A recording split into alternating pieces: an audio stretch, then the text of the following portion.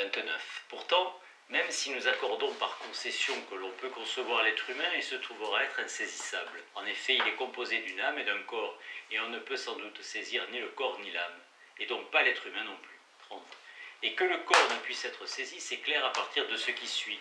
Les attributs de quelque chose sont autre chose que ceux dont ils sont les attributs. Donc quand une couleur ou quelque chose de semblable tombe sous le sens, il est vraisemblable que les attributs du corps nous tombent sous le sens, mais non le corps lui-même.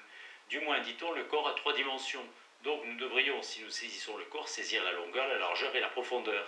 En effet, si cela nous tombait sous le sens, nous connaîtrions aussi l'intérieur en argent des objets plaqués. Or, 31. D'autres des objets plaqués or. 31. Donc, nous ne saisissons pas non plus le corps. Mais si on laisse de côté la querelle à propos du corps, l'être humain se trouvera à nouveau insaisissable, parce que l'âme est insaisissable. Qu'elle le soit, c'est clair à partir de ce qui suit.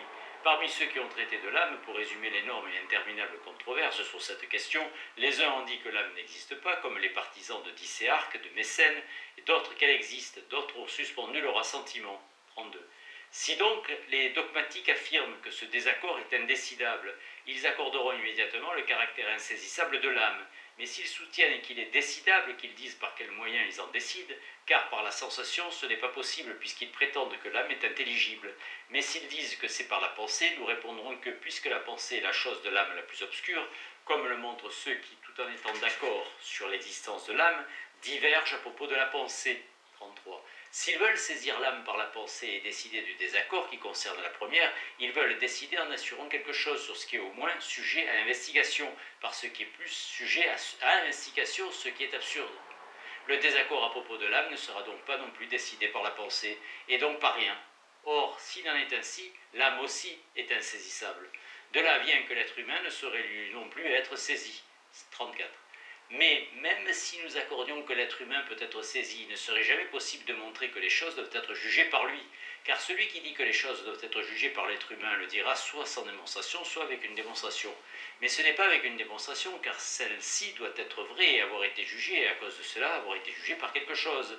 Puisque donc nous ne pouvons pas dire avec l'accord de tous par qui la démonstration elle-même pourra être jugée, car nous sommes en train de chercher le critère par lequel nous ne pourrons juger la démonstration.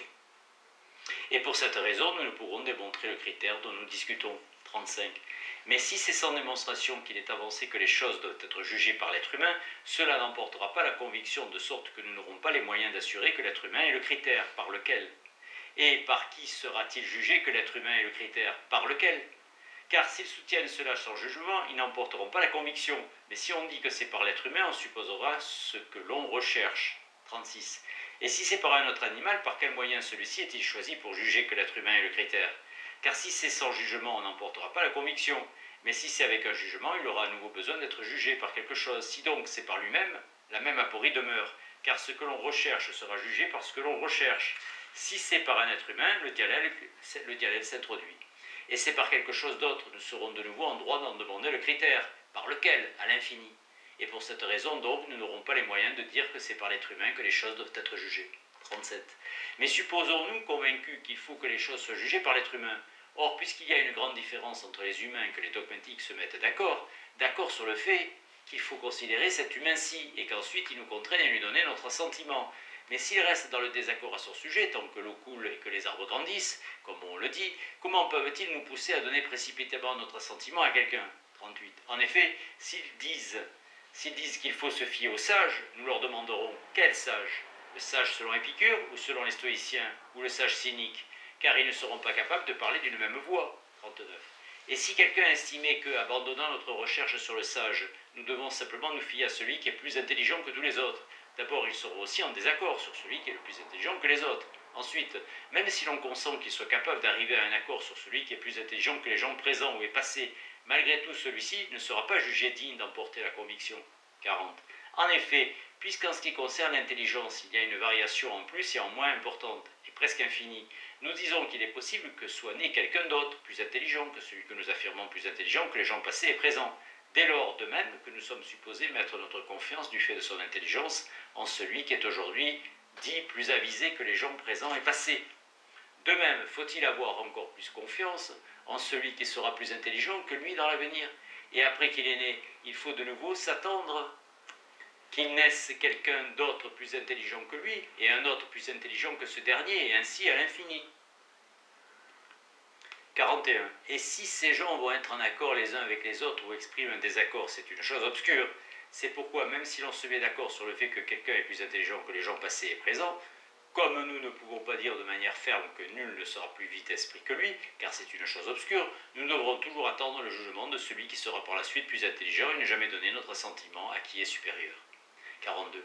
Mais si nous accordons par concession que nul n'est, n'a été et ne sera plus intelligent que cette personne intelligente hypothétique, dans ce cas non plus, il ne conviendrait pas de se fier à elle. En effet, puisque les gens intelligents aiment avant tout, quand ils agencent quelque chose, soutenir des choses de mauvaise aloi et faire qu'elles paraissent valides et vraies, quand celui qui est vif d'esprit dit quelque chose, nous ne saurons pas s'il parle de la chose telle qu'elle est par nature, ou s'il soutient comme vrai ce qui est faux dans la réalité et cherche à nous convaincre de le considérer comme quelque chose de vrai, sous prétexte qu'il est plus intelligent que tous les êtres humains réellement existants, et que pour cette raison, il ne peut être réfuté par nous.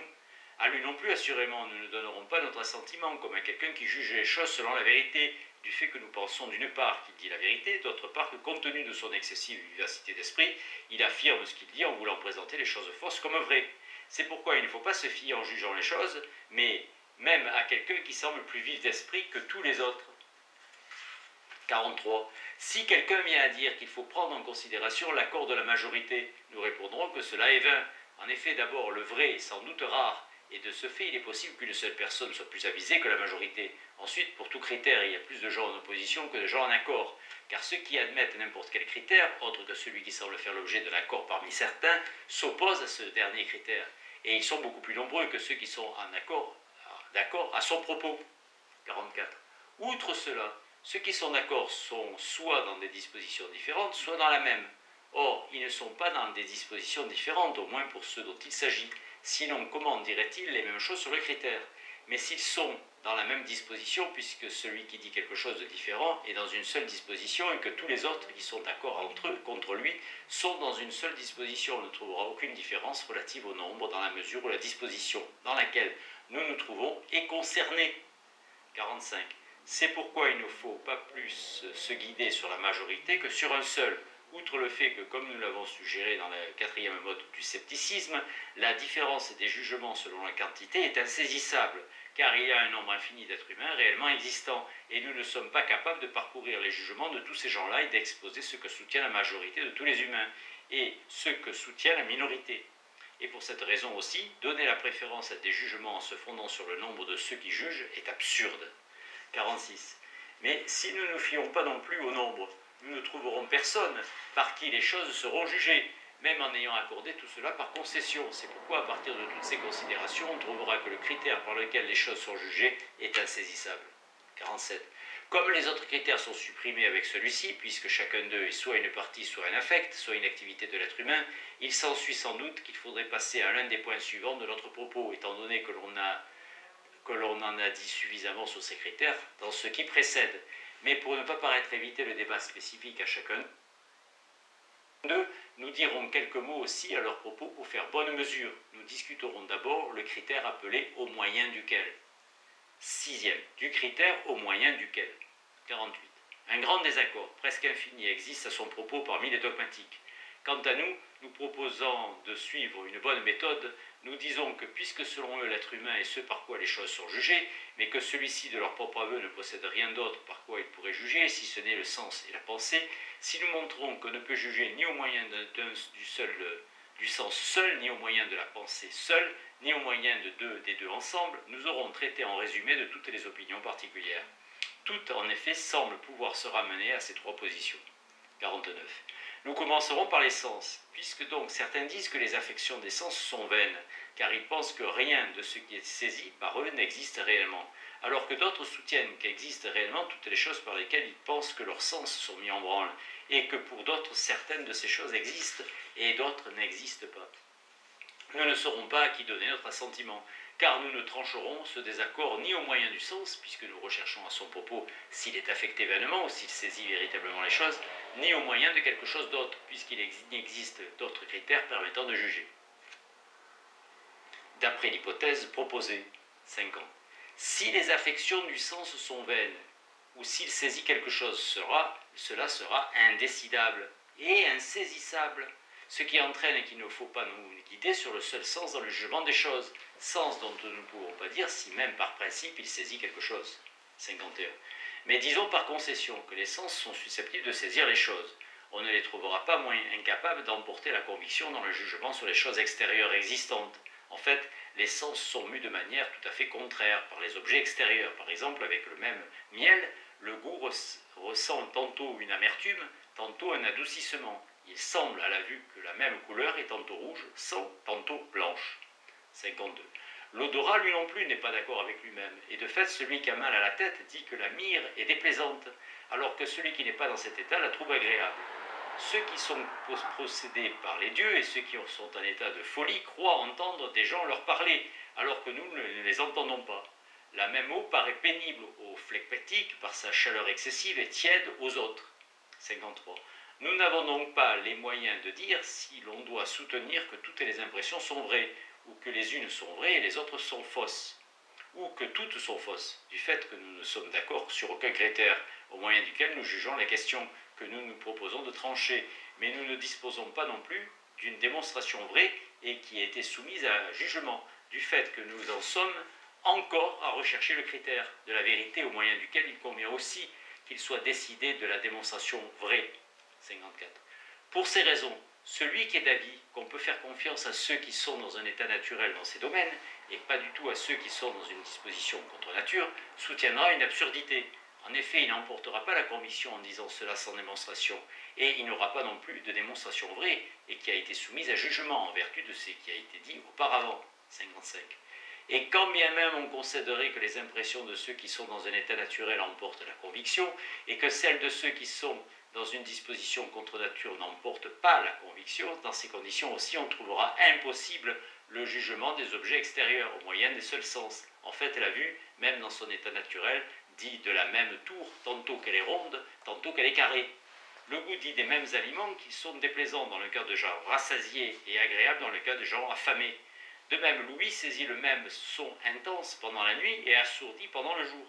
56. À l'odorat, il semble que les mêmes choses sont malodorantes pour la plupart des gens et ne le sont pas du tout pour les tanneurs.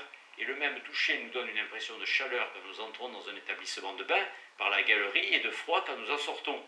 C'est pourquoi, puisque les sens entrent en conflit entre eux, même quand ils sont dans un état naturel et que leur désaccord est indécidable, et puisque nous ne possédons pas de critères pour les juger sur lesquels on soit d'accord, il s'ensuit nécessairement les mêmes difficultés. Par ailleurs, pour aboutir à cette conclusion, il nous est possible de tirer plusieurs autres éléments de ce qui a été précédemment dit des modes de la suspension de l'assentiment.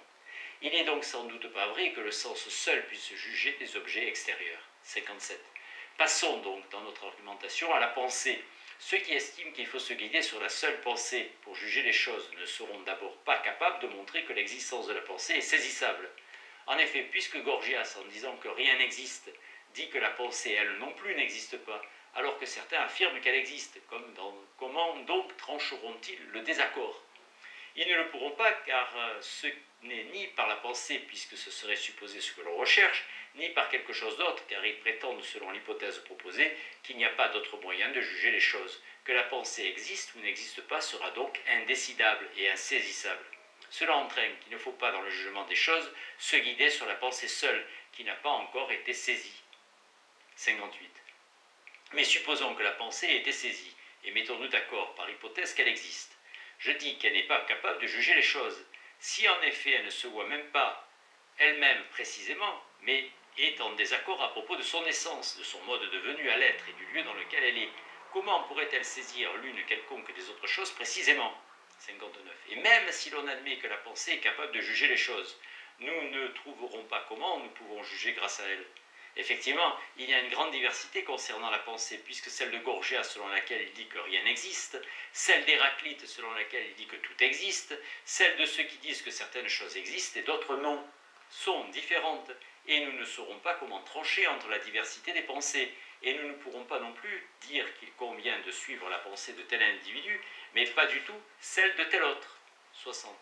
Car si nous nous risquons à juger selon telle pensée particulière, en donnant notre assentiment à l'une des parties du désaccord, nous supposons ce que nous recherchons, Et si c'est avec quelque chose d'autre, il sera faux de soutenir qu'il faut juger les choses avec la pensée seule. 61. Il reste que, à partir de ce que nous avons dit sur le critère appelé par lequel nous pourrons montrer que nous ne sommes pas susceptibles de trouver une pensée plus vive que les autres, et que si nous découvrions une pensée plus vive que les pensées passées et présentes, il ne faudrait pas s'appuyer sur elle, puisqu'on ne verrait pas évidemment si à son tour une autre pensée à venir ne serait pas plus vive qu'elle. 62. Et que même si nous supposons une pensée qu'on ne peut dépasser en vivacité, nous ne donnerons pas notre assentiment à celui qui juge par son moyen, de peur qu'il ne profère quelques formules fausses, parce que le fait d'avoir part à la pensée la plus aiguë lui donne la possibilité de nous persuader qu'elle est vraie. Donc, ce n'est pas non plus par la pensée seule qu'il faut juger les choses. 63. Il reste à soutenir que c'est par le moyen des deux ensembles. Ce qui, à son tour, est impossible. En effet, non seulement les sens ne mènent pas à la pensée et à la saisie, mais ils sont même contraires à celle-ci. Il est sûr qu'à partir du fait que le miel apparaît amer à certains et doux à d'autres, Démocrite dit qu'il n'est ni doux ni amer, alors qu'Héraclite dit qu'il est les deux. Et le même argument vaut pour les autres sens et les autres sensibles. De cette manière, la pensée qui prend son essor à partir des sens est contrainte d'affirmer des choses différentes et en conflit entre elles. Mais cela ne peut appartenir à un critère de saisie. Ensuite, il faut aussi dire ceci. 64. Ils jugeront les choses soit avec tous les sens et toutes les pensées de tous, soit avec certains. Mais dire que c'est avec tous, c'est requérir l'impossible, étant donné l'ampleur manifeste du conflit entre les sens et entre les pensées.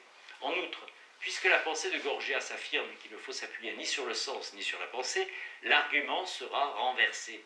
Mais si l'on dit que c'est avec certains, comment jugeront-ils qu'il faut s'appuyer sur tel sens et telle pensée et non sur tel autre, alors qu'ils ne s'entendent pas sur un critère leur permettant de juger les différents sens et pensées? 65. Mais s'ils disent que nous jugeons les sens et les pensées avec la pensée et les sens, en sorte qu'on juge avec certains d'entre eux et pas avec d'autres, ils supposent ce que l'on recherche, car notre recherche porte sur le fait de savoir si l'on peut juger par leurs moyens. 66. Ensuite, il faut dire qu'ils jugent soit les sens et les pensées par les sens, soit les sens et les pensées par les pensées, soit les sens par les sens et les pensées par les pensées, soit les pensées par les sens et les sens par la pensée.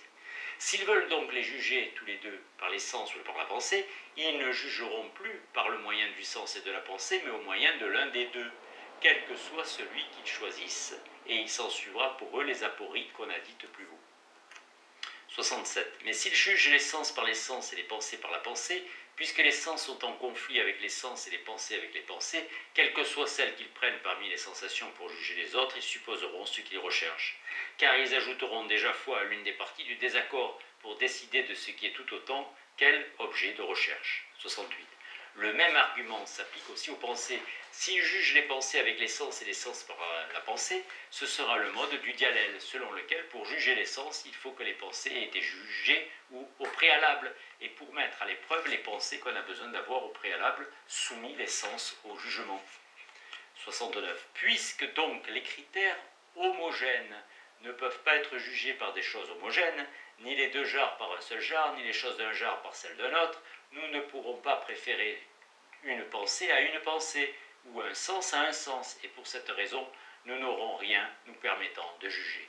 En effet, si nous ne pouvons ni juger avec tous les sens et toutes les pensées, ni savoir avec lesquelles nous devons juger et avec lesquelles nous ne le devons pas, nous n'aurons rien nous permettant de juger les choses, de sorte que, pour ces raisons aussi, le critère au moyen duquel ne saurait exister.